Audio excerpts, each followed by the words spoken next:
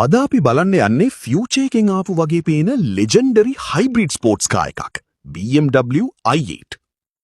2014 දී ලොන්ච් කරපු මේ කාර් එක BMW කම්පැනි එකේ most futuristic creations අතර එකක්. මේකේ තියෙන්නේ 1.5 ලීටර් ටර්බෝ එන්ජින් එකක් සහ ඉලෙක්ට්‍රික් මෝටර් එකක්. දෙක කම්බයින් වුණාම හෝස් පවර් 360කට වැඩි පවර් එකක් ලබා දෙනවා. 0 to 100 km/h යන්න සෙකන්ඩ්ස් 4.4ක් විතරයි. টොප් ස්පීඩ් එක 250 km/h. හැබැයි i8 එක ෆේමස් වෙලා තියෙන්නේ පර්ෆෝමන්ස් එකට විතරක් නෙවෙයි. ඒ ෆියුචරිස්ටික් ඩිසයින් එකට. අම්මා බටර්ෆ්ලයි ඩෝර්ස්, ලේසර් හෙඩ්ලයිට්ස්, ලෝ බොඩි ෂේප් අදටත් රෝඩ් එකේ දැක්කම හැමෝම හැරිලා බලන කාර් එකක්. ඉන්සයිඩ් කැබින් එකත් ෆුල් ඩිජිටල් ප්‍රීමියම් සෙටප් එකක්.